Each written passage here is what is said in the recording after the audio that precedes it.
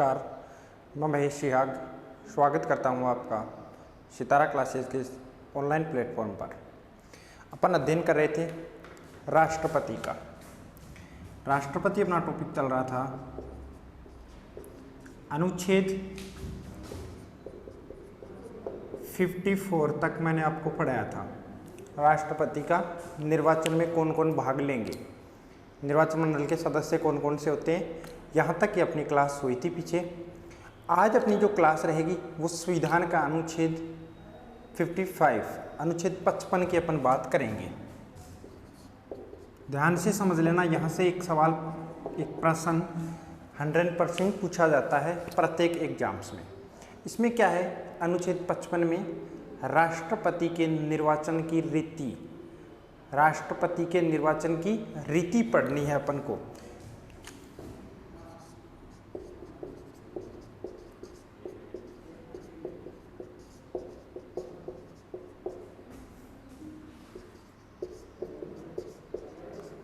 राष्ट्रपति के निर्वाचन की रीति प्रश्न यहाँ से पूछते हैं। अनुच्छेद 54 में क्या है, तो राष्ट्रपति का निर्वाचन मंडल, निर्वाचन मंडल के कौन कौन सदस्य होंगे। मैंने आपको बताया कौन कौन भाग लेंगे। सभी राज्यों के एमएलए, वो भी निर्वाचित, मनोनीत नहीं आएंगे, केवल निर्वाचित। और इसके साथ साथ कौन भाग लेते हैं, दिल्ली और पांडुचेरी की विधानसभाओं के एमएलए भाग लेते हैं। और निर्वाचित एमपी जो सांसद होते हैं, निर्वाचित सांसद कितने होते हैं, 776, वो भाग लेते हैं लोकसभा के और राज्यसभा के दोनों राष्ट्रपति के चुनाव में। तो दोनों निर्वाचित हैं यहाँ पे। और मैंने एक चीज़ ये भी पॉइंट बताया था आपको कि विधान परिषद का नाम आएगा वहाँ पे, लेकिन वो परिषद सही नहीं होगा। सही क्या होगा वहाँ पे, विधानसभा और उसके भी केवल निर्वाचित एमएलए, निर्वाचित विधानसभा के सदस्य। अब अनुच्छेद 55 में क्या है, राष्ट्रपति के निर्वाचन की रीति, राष्ट्रपति के निर्वाचन की रीति, राष्ट्रपति का चुनाव कैसे होगा, राष्ट्रपति का चुनाव कैसे होगा उसकी बात करते हैं अनुच्छेद 55 में। तो ध्यान देना, राष्ट्रपति का चुनाव जो होता है वो एकल संक्रमणीय आनुपातिक प्रतिनिधित्व पद्धति के अनुसार गुप्त मतदान द्वारा किया जाता है या होता है। तो ये जो पद्धति है उसका ध्यान रखना आप, ध्यान रखना क्या, कि राष्ट्रपति का चुनाव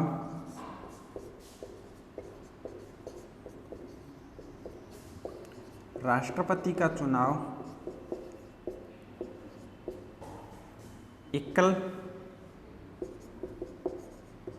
संक्रमणीय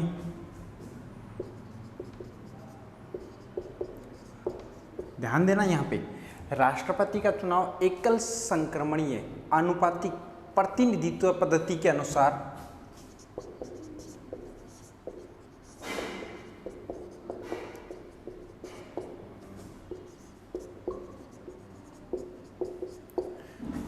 अनुसार गुप्त मतदान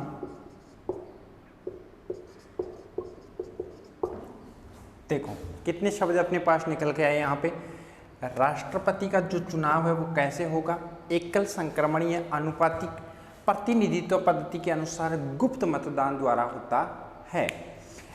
एक तो खुला मतदान नहीं होता, गुप्त मतदान, एकल संक्रमणीय ये क्या होता है, सामान्य आनुपातिक प्रतिनिधित्व पद्धति क्या होती है। इन पॉइंटों की तरफ थोड़ा सा मैं आपका ध्यान आकर्षित करना चाहूँगा। तो यहाँ से इस चीज़ को समझना, एकल संक्रमणीय क्या होता है।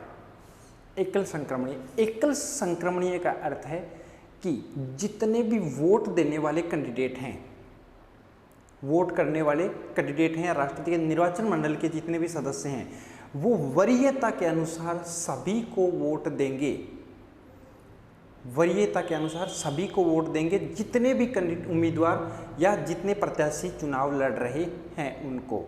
कैसे, थोड़ा सा इस चीज़ को यहाँ समझने की कोशिश करना। अनुच्छेद 55 पता होना चाहिए इसमें क्या है, राष्ट्रपति के निर्वाचन की रीति, राष्ट्रपति का चुनाव होगा कैसे, कैसे राष्ट्रपति का चुनाव होता है उसकी बात करते हैं। एकल संक्रमणीय मतलब जैसे अपन एक चीज़ समझें कि 100 कैंडिडेट हैं राष्ट्रपति के निर्वाचन मंडल के सदस्य हैं या राष्ट्रपति के चुनाव में वोट डालने वाले हैं। 4 उम्मीदवार हैं जो राष्ट्रपति का चुनाव लड़ रहे हैं। ध्यान से समझ लेना इस चीज़ को, यहीं पे कवर कर लेना। राष्ट्रपति का चुनाव, जो अन्य चुनाव होते हैं अपने यहाँ पे एमएलए के चुनाव होंगे, एमपी के चुनाव होते हैं, उनसे अलग होते हैं। उनसे अलग होता है कैसे, ये देखना यहाँ पे एकल संक्रमणीय आनुपातिक प्रतिनिधित्व पद्धति, ये इंपॉर्टेंट है, ये यहाँ से प्रश्न बनता भी है और पूछा जा चुका है। एकल संक्रमणीय आनुपातिक प्रतिनिधित्व पद्धति, किस पद्धति के अनुसार राष्ट्रपति का चुनाव होता है? किस पद्धति के अनुसार राष्ट्रपति का चुनाव होता है? एकल संक्रमणीय आनुपातिक प्रतिनिधित्व पद्धति के अनुसार राष्ट्रपति का चुनाव होता है। गुप्त मतदान होता है, खुला मतदान? गुप्त मतदान होता है। अब समझना ये एकल संक्रमणीय का अर्थ क्या है, समझना। यहाँ पे मैंने क्या बताया कि जितने निर्वाचन मंडल के सदस्य हैं, मान लो कितने हैं, 100 हैं, मतलब वोट देने वाले राष्ट्रपति के चुनाव में कितने कैंडिडेट हैं, 100 हैं। वोट मतलब चुनाव लड़ने वाले कितने कैंडिडेट हैं, 4 हैं, ABCD। अब 100 कैंडिडेट वोट डालेंगे, चारों को वोट डालेंगे। पहला कैंडिडेट है वो भी चारों को डालेगा, दूसरा वो भी चारों को डालेगा, तीसरा भी चारों को वोट डालेगा। लेकिन वरीयता के अनुसार हो सकता है 40 कैंडिडेट को ए अच्छा लगा है, एक को वरीयता है, फर्स्ट टाइम ए को चूज किया है, तो 40 कैंडिडेट ने ए को चूज किया है सबसे पहले। उसके बाद में पहले वाला जो जिसको चूज करेंगे वो ही माना जाएगा। उसके बाद में मान लो कि 35 कैंडिडेट ने यहाँ पे बी को चूज किया है, मतलब पहली वरीयता किसको दी है, बी को दी है। अब मान लो यहाँ पे कि 15 कैंडिडेट ऐसे हैं जिन्हें सी को चूज किया है और 10 कैंडिडेट ऐसे हैं जिन्हें पहली वरीयता में किसको चूज किया है, डी को। अब अपने यहाँ पे क्या होता है, एमएलए के चुनाव में अगर माने अपन, तो क्या होगा कि ए विजयी हो जाएगा, ए जीत जाएगा। लेकिन यहाँ पे ए नहीं जीता है, राष्ट्रपति के चुनाव अपन यहाँ करवा रहे हैं तो यहाँ पे ए नहीं जीतेगा। कैसे नहीं जीतेगा वो चीज़ भी कवर करेंगे, लेकिन पहले आप इस चीज़ को समझ लो कि एकल संक्रमणीय क्या होता है। एकल संक्रमणीय क्या होता है, ध्यान से समझ लेना। मैंने क्या बताया, मान लो कि 100 कैंडिडेट हैं जो राष्ट्रपति के निर्वाचन मंडल के सदस्य हैं या राष्ट्रपति के चुनाव में वोट डालने वाले सदस्य हैं, कितने, 100, और चुनाव हो रहा है राष्ट्रपति का। 4 कैंडिडेट हैं, 4 उम्मीदवार हैं जो राष्ट्रपति का चुनाव लड़ रहे हैं।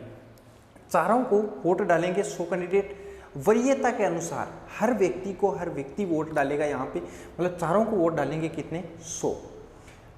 ए को 40 व्यक्तियों ने फर्स्ट चूज किया, बी को 35 ने, सी को 15 ने और डी को 10 ने।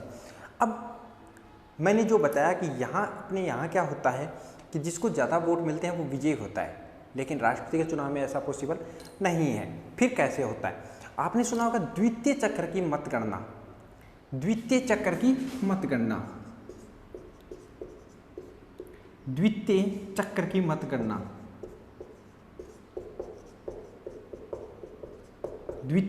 मतगणना अब यहाँ पे द्वितीय चक्र की मतगणना होती है, अर्थात जिस दूसरा चक्र होता है और उसमें जिसको सबसे कम मत मिलते हैं, जिसमें पहले चक्र में जिसको सबसे कम मत मिले उसको दूसरे चक्र में हटा दिया जाता है, अर्थात डी को यहाँ पे हटा दिया गया।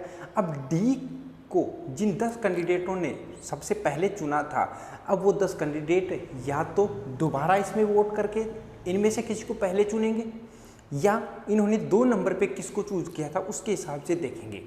तो हो सकता है 3 कैंडिडेट ने यहाँ पे आ गए और 5 कैंडिडेट यहाँ पे आ गए और 2 कैंडिडेट ने यहाँ इसको चूज किया।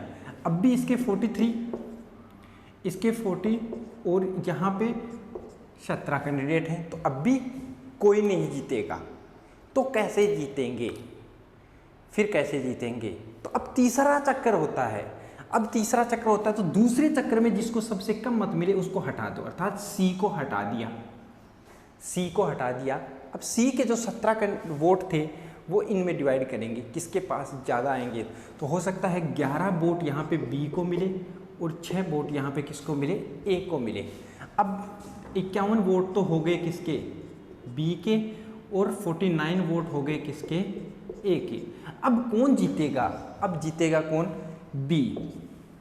कौन जीतेगा, यहाँ पे राष्ट्रपति कौन बना है, बी बना है। कैसे, पहले तो नहीं बना, यहाँ भी तो ज़्यादा थे, यहाँ ए के ज़्यादा थे, ए को ज़्यादा वोट मिले तो ए तो नहीं बना, अब बी कैसे बना।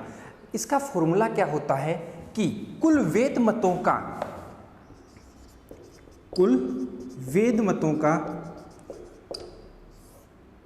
आधा, कुल वैध मतों का आधा प्लस 1 या 50% प्लस 1 जिसको भी मिलता है, वोट मिलते हैं, वो विजयी घोषित कर दिया जाता है।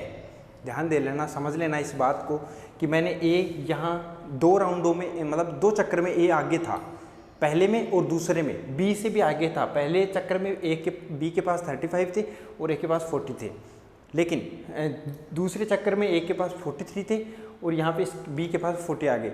लेकिन तीसरा चक्कर जब हुआ, क्योंकि यहाँ तक ए के पास 50% प्लस 1 नहीं था या आधे से एक ज़्यादा नहीं था, बात एक ही होती है, 50% प्लस 1 कर दो या कुल वैध मतों का आधा करके उसमें 1 ऐड कर दो, बात एक ही है। लेकिन यहाँ तीसरे चक्कर में बी ने देखो ये क्राइटेरिया पूरा कर लिया, अर्थात 100 का 50% 50 होता है, 1 ऐड करोगे तो 51 है, और 100 का आधा भी कितना होता है, 50 होता है, 1 ऐड करोगे तो 51 है। तो सबसे पहले कुल वैध मतों का आधा और प्लस 1 किसने प्राप्त किया, बी ने, तो ये विजयी रहा। इसको बोलते हैं न्यूनतम कोटा। क्या बोलते हैं, न्यूनतम कोटा। यहाँ से ऑब्जेक्टिव टाइप क्वेश्चन पूछा जाता है, न्यूनतम कोटा, यहाँ से प्रश्न आता है कि न्यूनतम कोटे का निकालने का सूत्र कौन सा है। तो कुल वैध मत बट्टे 2 प्लस 1, इस चीज़ का आप जरूर ध्यान रखना। न्यूनतम कोटा ये होता है, मतलब कम से कम जीत के लिए कितने वोट चाहिए, तो कम से कम जीत के लिए कितने वोट चाहिए कि आधे से एक ज़्यादा प्राप्त करते ही कोई व्यक्ति राष्ट्रपति बन जाएगा। ये चीज़ ध्यान रखना कि जैसे एमएलए का एमपी का चुनाव होता है वैसा यहाँ नहीं है। क्यों नहीं है वो चीज़ मैंने यहाँ पे आपको बताई है। आप अगर वहाँ पे देखें कि विधानसभा के सदस्य का चुनाव तो होता है, तो जो जिसको सबसे ज़्यादा वोट मिलते हैं वो जीतता है। लोकसभा के सदस्य के चुनाव में भी आप देखते हो जिसको सबसे ज़्यादा वोट मिलते हैं वो जीतता है, लेकिन राष्ट्रपति के चुनाव में ऐसा नहीं है। जब तक किसी व्यक्ति को आधे से एक मत ज़्यादा प्राप्त नहीं होगा तब तक वो विजय घोषित नहीं किया जा सकता। तो उम्मीद करता हूँ एकल संक्रमणीय समझ में आया होगा। एकल संक्रमणीय का अर्थ यही है कि जितने भी प्रत्याशी चुनाव में हैं और जितने निर्वाचन मंडल के सदस्य हैं वो सभी प्रत्याशियों को वोट करेंगे निर्वाचन मंडल के सदस्य। चलते हैं आगे। तो ये चीज़ समझ में, राष्ट्रपति का चुनाव एकल संक्रमणीय आनुपातिक प्रतिनिधित्व पद्धति के अनुसार गुप्त मतदान द्वारा होता है। अब आपने इसमें देखा होगा कि एमएलए का मत मूल्य अलग होता है, मत की वैल्यू होती है। आनुपातिक प्रतिनिधित्व का मतलब मत की वैल्यू की बात यहाँ पे कर रहा है।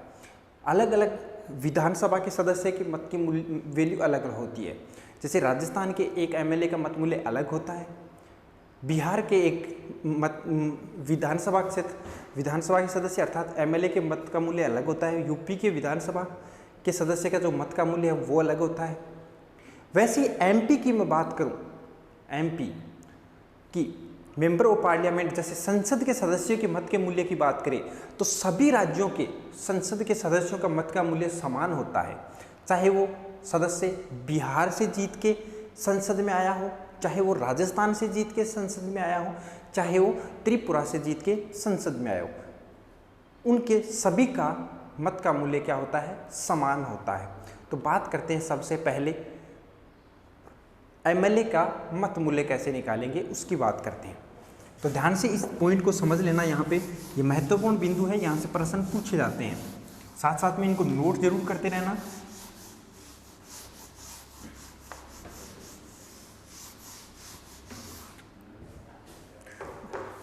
एक एमएलए का मत मूल्य निकालना या एक विधानसभा सदस्य का मत मूल्य निकालना बात एक ही है।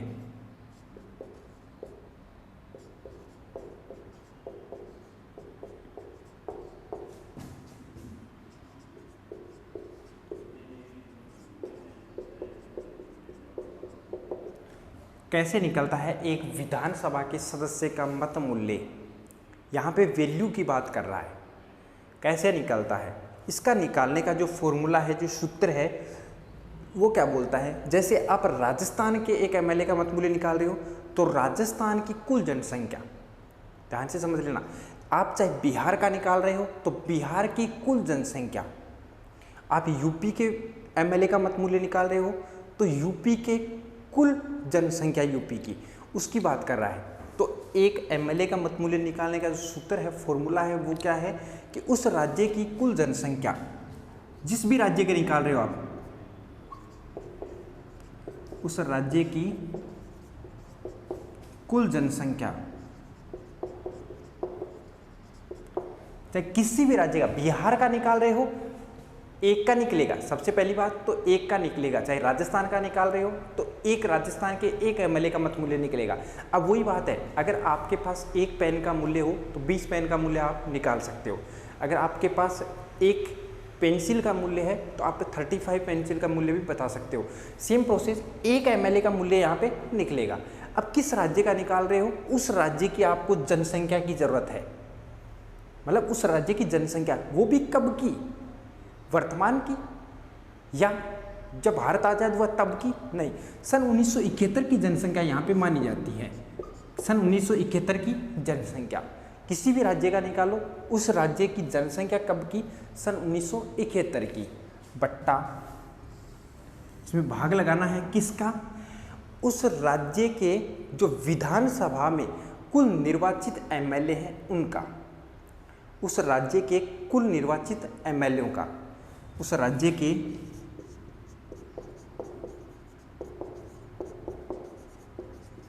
कुल निर्वाचित एमएलए।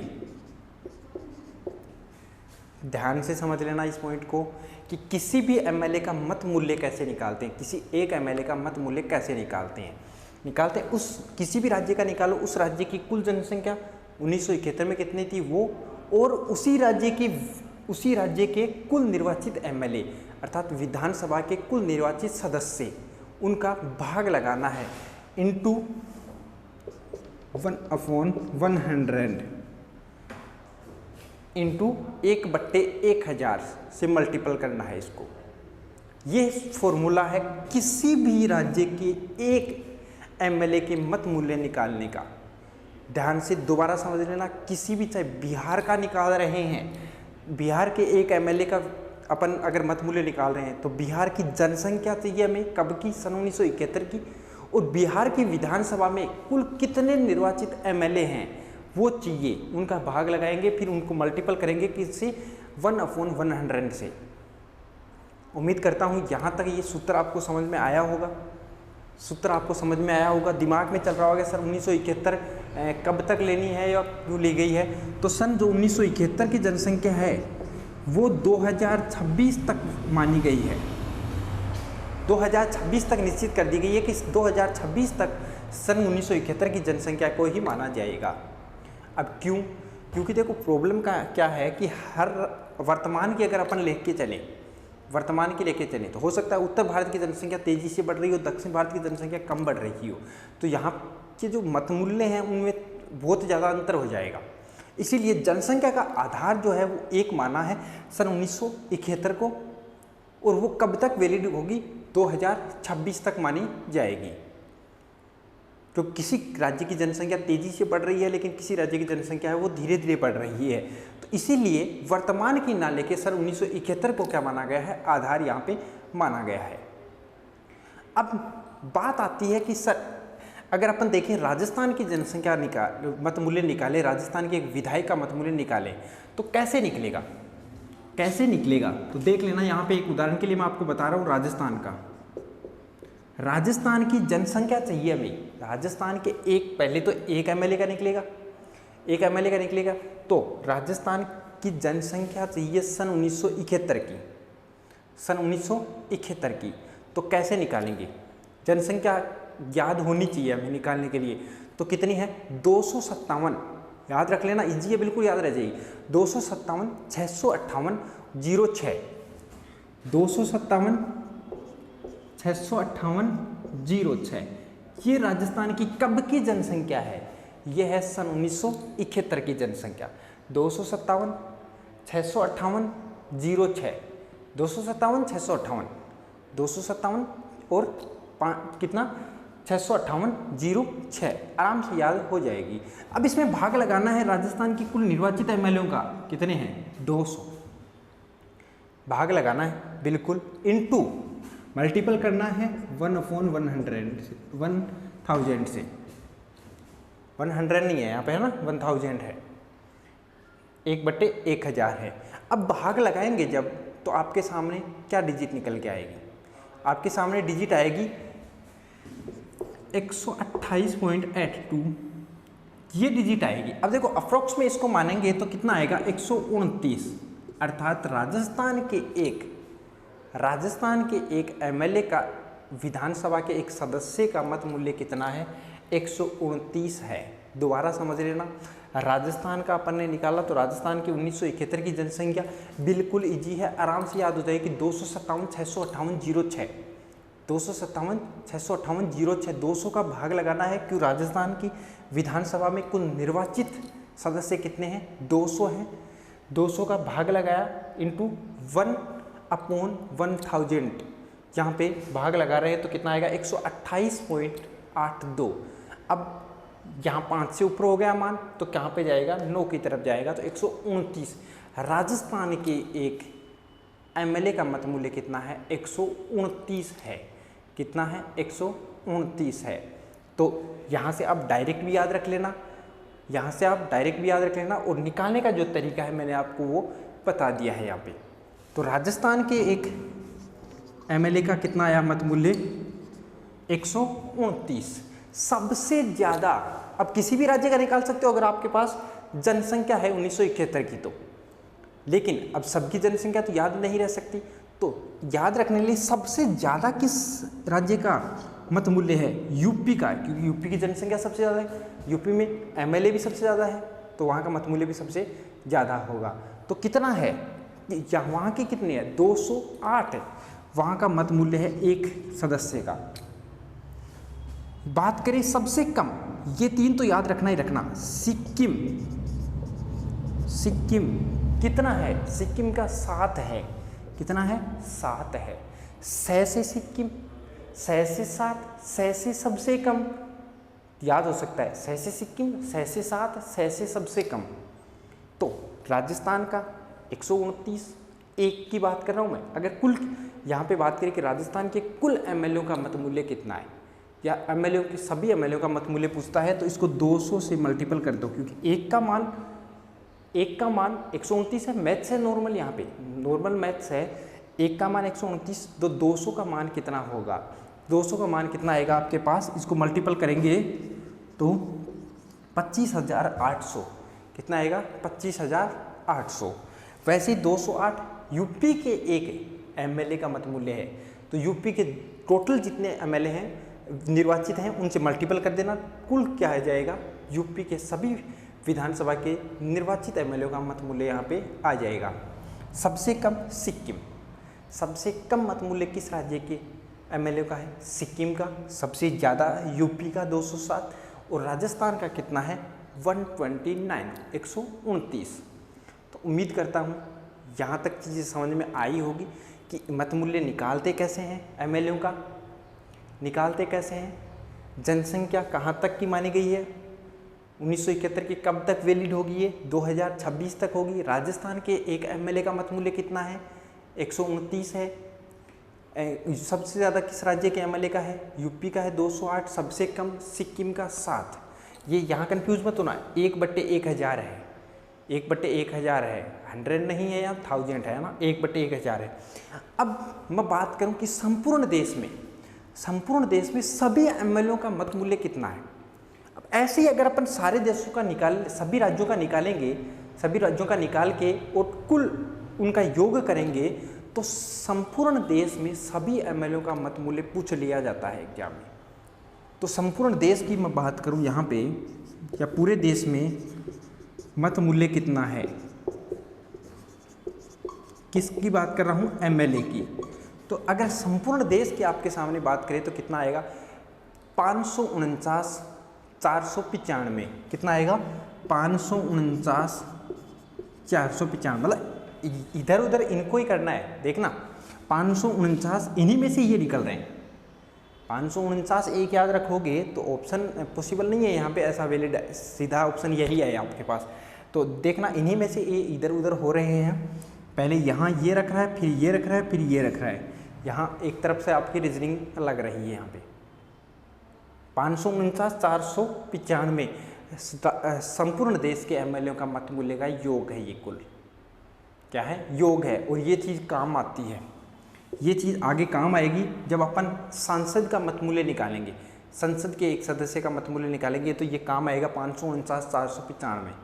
राजस्थान की जो 1971 की जनसंख्या है वो बिल्कुल ईजी है, एक दो बार अगर आप उसको बोलोगे तो याद हो जाएगा 257,658,06, 257,658,06। राजस्थान के एक विधायक का मतमूल्य कितना है, 129। सबसे ज़्यादा यूपी कितना, 208। सबसे कम सिक्किम 7। आराम से याद हो जाएगा। अब चलते हैं एमपी का मतमूल्य कैसे निकालते हैं। ये बात तो थी एमएलए के मतमूल्य की, एमएलए के मतमूल्य की। अब चलते हैं एमपी के मतमूल्य की तरफ। तो ये चीज़ें नोट जरूर कर लेना क्योंकि यहाँ से प्रश्न बनेगा, यहाँ से प्रश्न बनेगा और उसको आपको कवर करना है उस चीज़ को।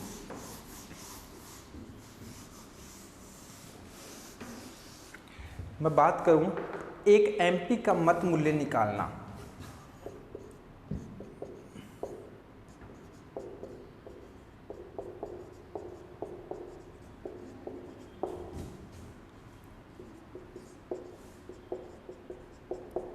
एमपी का मत मूल्य कैसे निकालते हैं। तो इसका निकालने का जो सूत्र है वो क्या है कि सभी राज्यों के एमएलए के मत मूल्य का योग, सभी राज्यों के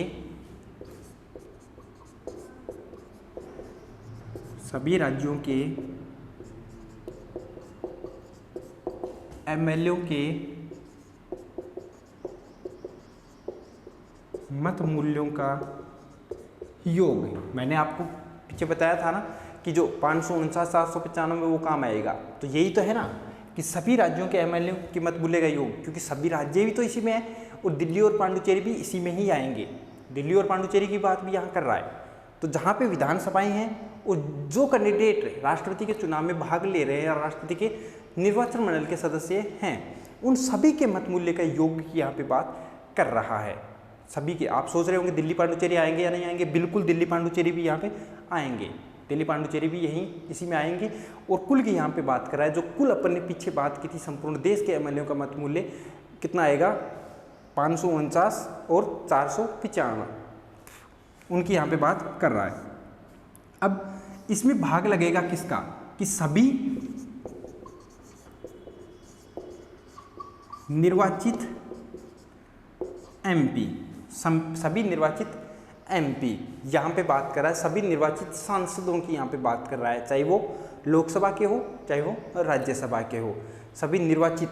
यहाँ पे मनोनीत यहाँ भी नहीं लिया क्योंकि मनोनीत राष्ट्रपति के निर्वाचन में भाग नहीं लेते हैं, ध्यान दे लेना। इसका सूत्र क्या है, एक एमपी का या एक संसद के सदस्य का मत मूल्य निकालने का सूत्र क्या है कि सभी राज्यों के एमएलए के मत मूल्य का योग, सभी राज्यों के, चाहे वो राज्यों की विधानसभाओं की बात कर रहा है, दिल्ली पांडुचेरी की बात भी यहीं पे ही कर रहा है, और उसमें भाग लगाना है किसका, कि सभी निर्वाचित एमपी, जो निर्वाचित एमपी हैं उनकी जो संख्या है उनका भाग लगाना है। करते हैं बात यहाँ पे, देखें तो सभी राज्यों के एमएलए का मत मूल्य का योग कितना है वो मैंने आपको बताया था थोड़ी देर पहले। कितना बताया था, 549,495। मैंने क्या बोला था, 549 याद रखना, फिर इन्हीं को उल्ट के रखना, बीच वाला उठाएंगे 4, 9, 5। इसमें भाग लगाएंगे किसका, सभी निर्वाचित एमपी, सभी निर्वाचित एमपी। 14 निकाल दो, 790 में से 14 निकाल दो, देखना 245, 545, ये लोकसभा के राज्यसभा के, टोटल कितना हो गया 790। लेकिन 2 तो लोकसभा में मनोनीत करता है राष्ट्रपति, मनोनीत करता है, और यहाँ पे 12 राज्यसभा में मनोनीत करता है। तो 14 ये निकाल दो, अर्थात ये राष्ट्रपति के चुनाव में भाग नहीं लेंगे, भाग नहीं लेंगे। तो लेंगे कितने, 776। 776 का भाग लगाना है, 776 का भाग इसमें लगाना है। तो कितना आएगा आपके पास, 708.11। तो ये 5 से नीचे है तो अप्रोक्स में कितना आएगा, 708। प्रश्न पूछता है कि एक एमपी का या एक संसद के सदस्य का मत मूल्य कितना होता है, 708। कैसे होता है, उसका एक सूत्र होता है, ये रहा। सभी राज्यों के एमएलए का मत मूल्य का योग, कुल योग की बात कर रहा है। इन बट्टा भाग लगाना किसका, सभी निर्वाचित MP का, क्या सभी निर्वाचित मेंबर ऑफ पार्लियामेंट्स जो निर्वाचित हुए हैं, चाहे लोकसभा के हो चाहे राज्यसभा के हो। कैसे देखना, 245 राज्यसभा, 545 लोकसभा, टोटल 790, लेकिन 14 निकालने हैं क्योंकि वो क्या है, निर्वाचित नहीं है, मनोनीत है। कितने बचते हैं, 776 का भाग लगाया तो कितने आए, 708.11, अप्रोक्स में कितना है, 708। अब ये एक सांसद का मत मूल्य है, एक सांसद का मत मूल्य है, चाहे वो यूपी का हो, चाहे वो बिहार का हो, चाहे वो झारखंड का हो, चाहे वो राजस्थान का हो, सभी किसी भी राज्य के या सभी राज्यों के सांसदों का मत मूल्य, प्रश्न ऐसे पूछता है, सभी राज्यों के सांसदों का मत मूल्य समान होता है तो क्या सभी राज्यों के MLA का मत मूल्य भी समान होता है क्या? बिल्कुल नहीं। मैंने बात भी बताई आपको कि अलग अलग होता है MLA का मत मूल्य, लेकिन सांसद का मत मूल्य सभी का समान होता है, चाहे वो किसी सी राज्य से चुनाव जीत के संसद में आया हो। इन्हीं से ही क्या निकलता है, ये मत मूल्य जो है, इन मत मूल्यों से ही क्या निकलता है, आपको पता है राष्ट्रपति का चुनाव होता है। उम्मीद करता हूँ चीज़ समझ में आई होगी। ये जो सूत्र मैंने लिखा है ये इम्पोर्टेंट है, मत मूल्य जो है वो भी इम्पोर्टेंट है, परीक्षाओं में पूछे जाते हैं ये प्रश्न, पहले भी एग्जामों में पूछे जा चुके हैं। राष्ट्रपति का चुनाव होता कैसे है मैंने वो भी बताई है, एकल संक्रमणीय पद्धति क्या होती है उसकी बात भी अपन ने की है। अब ये 1 का मूल्य आया है, यहाँ पे ये 1 सांसद का आया है। अगर आपको 5 का निकालना है तो 5 से मल्टीपल कर दो, आपको सभी का निकालना है तो 776 से मल्टीपल कर दो। टोटल कितने, 776। अगर एक पेन का मूल्य 708 है या एक कोई वस्तु है उसका मूल्य 708 रुपये है और आपको बोल दिया जाए 776 वस्तुओं का मूल्य कितना होगा, तो इसको 708 को 776 से मल्टीपल कर दो तो आपके पास आंसर आ जाएगा, आंसर आ जाएगा। तो उम्मीद करता हूँ क्लास समझ में आई होगी। क्लास अच्छी लगी है तो लाइक करना, शेयर करना। ठीक है, थैंक यू, धन्यवाद। मिलते हैं नेक्स्ट क्लास में।